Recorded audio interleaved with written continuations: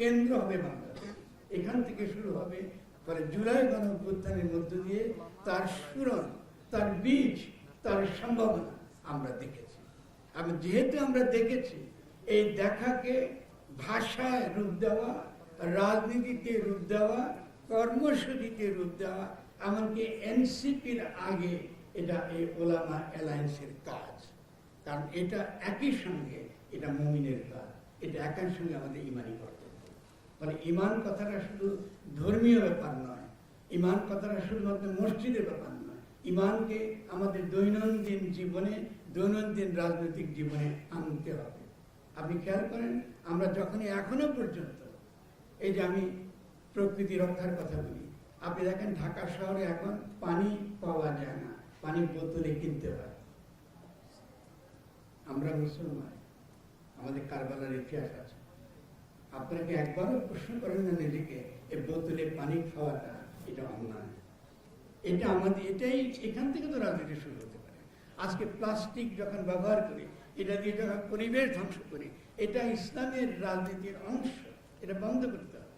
ফলে আজকে নাহিদ আছেন আমাদের জাতীয় সংসদে, আমি তাকে অনুরোধ করব, খুব ছোট্ট একটা প্রশ্ন নিয়ে তুলতে পারেন যে প্রত্যেকটা আমাদের পাবলিক যেসব জায়গাগুলো আছে, মসজিদ আছে কি এরকম একটা পাবলিক একটা জায়গা আছে, সেখানে সুপেয় পানি সরবরাহ করা এটা রাষ্ট্রের কর্তব্য।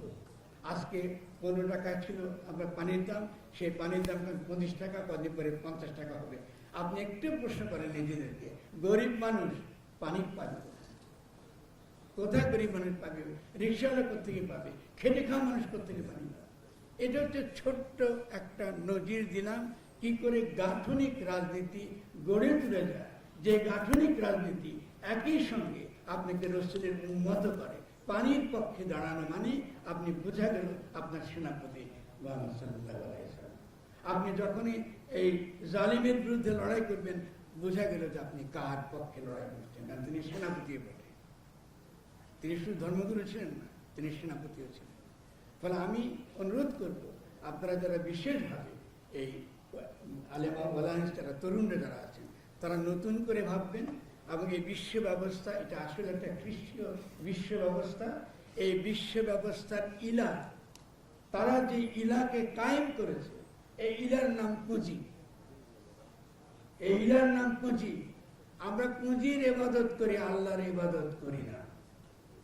যতক্ষণ পর্যন্ত না আপনারা পুঁজির বিরুদ্ধে, সকল মিথ্যা ইলার বিরুদ্ধে দাঁড়াতে না পারবেন, ততক্ষণ পর্যন্ত আপনার রসুলের উম্মত দাবি করতে পারবেন না।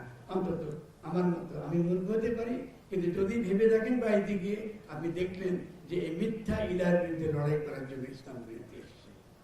আমার কিছুই বলার নেই, আপনারা এর বেশি, আজকে সময় কম, আপনারা তরুণ যারা বিপ্লবী আছেন, এবং আমি মনে করি যে ইনশাল্লাহ আপনারা একদিন অবশ্যই আপনারা জয়ী হবেন। কিন্তু তার জন্য যেটা দরকার, তার জন্য হলো সঠিক রাজনীতি এবং সঠিক রাজনৈতিক নীতি এবং একই সঙ্গে সঠিক রাজনৈতিক কৌশল।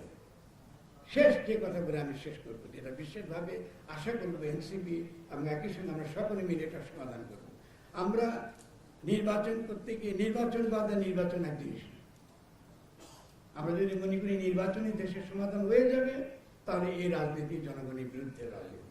আর যদি নির্বাচন যদি কৌশল হয়, আমি যে কথাগুলো বলছি এটা জনগণের মনে পৌঁছাতে চাই এবং নতুন ধরনের রাজনৈতিক ধারা গড়ে তুলতে চাই, তাহলে নির্বাচন একটা কৌশল হতে পারে। কিন্তু যেটা এখনো বড় প্রশ্ন আকারে থেকে যাবে, সেটা হলো যারা রাজনৈতিক জনগোষ্ঠী হিসেবে আমাদের অস্তিত্বকে স্বীকার করে নাই, তাদের সঙ্গে অ্যালায়েন্সের কোনো সুযোগ আছে কিনা, এটা শুধু নির্বাচনী অ্যালায়েন্স আকারে দেখে না।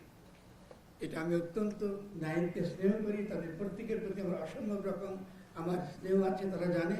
আমি প্রকাশ্যভাবে বলি, জুলাই গণঅভ্যুত্থানে যারা ছিল তাদের বিরুদ্ধে কোন রকম নিন্দা, তাদেরকে ছোট করা, তাদের অর্জনকে ক্ষুদ্র করা, এটা আমরা বরদাস্ত করব না, এটা আমরা মেনে নেব না। তারা যতটুকু পেরেছে তারা ততটুকু পেরেছে, যতটুকু ব্যর্থ সেই ব্যর্থতা আমাদের। কিন্তু আমি বলবো যে আমরা অবশ্যই এমন কোনো অ্যালায়েন্স করবো না যে অ্যালায়েন্সটা রাজনৈতিক জনগোষ্ঠী হিসেবে বাংলাদেশকে গঠন করবার ক্ষেত্রে এটা সে সময় 71-এ এই জনগোষ্ঠীর বিপরীতে যে নাম দিয়ে আমরা বিরোধিতা করেছি সেই নামের সঙ্গে আমাদের অ্যালায়েন্স হতে পারে না। ইসলাম এটা বরদাস্ত করে না।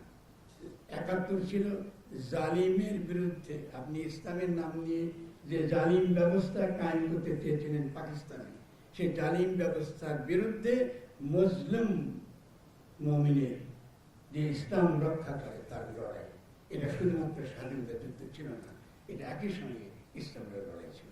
যতক্ষণ পর্যন্ত আমি এগুলো না বুঝতে পারবো ততক্ষণ পর্যন্ত বাংলাদেশে আমরা একটা শক্তিশালী গণ রাজনৈতিক ধারা গড়ে তুলতে পারবো না। গণ রাজনৈতিক ধারা, এটা আমি জোর দিচ্ছি, কারণ জুলাই গণ অভ্যুত্থান যেটা দেখিয়েছে সেটা হলো কি করে গণ রাজনৈতিক ধারা গড়ে তুলতে হয়। এই গণ রাজনৈতিক ধারা গড়ে তুলবার প্রধান সূত্র যেটা জুলাই গণ অভ্যুত্থান দেখিয়েছে সেটা হলো তথাকথিত সেকুলার আর ওই তথাকথিত ইসলাম পন্থা এই বিভাজন দ্বারা সাম্রাজ্যবাদ যেভাবে আমাদেরকে বিভক্ত করে রাখে, আমাদের পরস্পরের বিরুদ্ধে লেলিয়ে দেয়, এক পক্ষকে আরেক পক্ষের বিরুদ্ধে লেলিয়ে দেয়, এই রাজনীতি পরিত্যাগ করতে হবে। এই ধরনের বিভাজন এটা একান্তই বাইরে থেকে আসে, পরাশক্তিগুলো এটা করে, এবং বাংলাদেশের লুটেরা মাফিয়া শ্রেণী যারা এখন ক্ষমতা আছে তারা সবসময় আমাদেরকে এখানে বিভক্ত করে। এই বিভক্তির রাজনীতিতে আমরা যেন পা না দেই। জুলাই গণঅভ্যুত্থান সফল হয়েছিল, কারণ জুলাই গণঅভ্যুত্থান দেখিয়েছে কি করে এই বিভাজনের ঊর্ধ্বে উঠে সুনির্দিষ্টভাবে ফ্যাসিস্ট শক্তির বিরুদ্ধে জনগণকে ঐক্যবদ্ধ রাখতে হয়, এবং এই বিভাজনের মধ্যে, এই বিভাজনের খাদের মধ্যে যেন কোনোভাবে আমরা না পড়ি। আমাদের কাজ হচ্ছে খুব সহজ। আমরা 5 থেকে 6 থেকে 7 বছরের মধ্যে বাংলাদেশকে অর্থনৈতিকভাবে শক্তিশালী একটা জায়গায় নিয়ে যাব।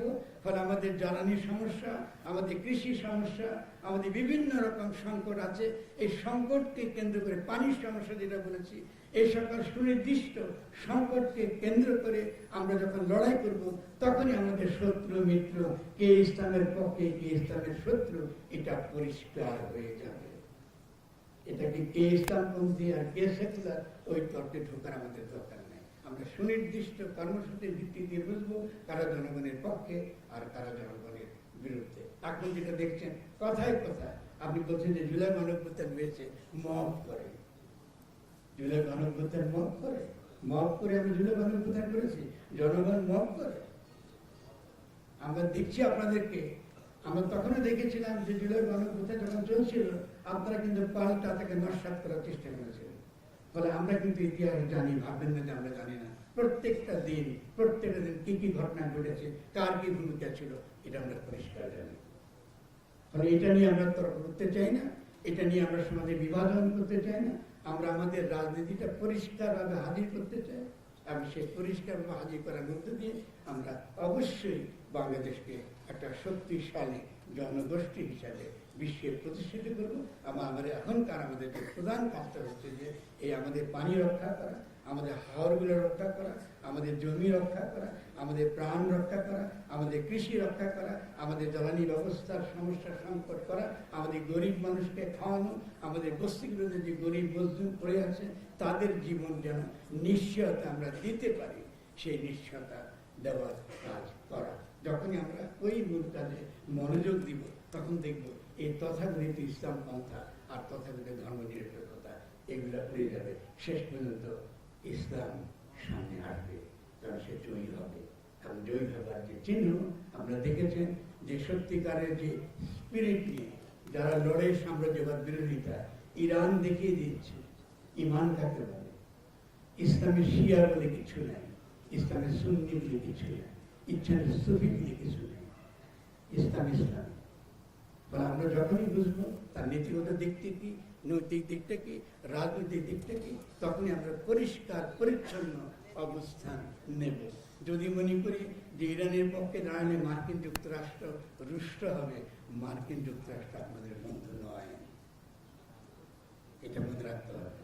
দিল্লিও আপনার বন্ধু নয়, ঢাকা নয়, দিল্লি বলি খুব ভালো, কিন্তু ঢাকা চাই আমি, ওয়াশিংটন চাই না, বাংলাদেশে চাই, বাংলাদেশের জনগণই চাই।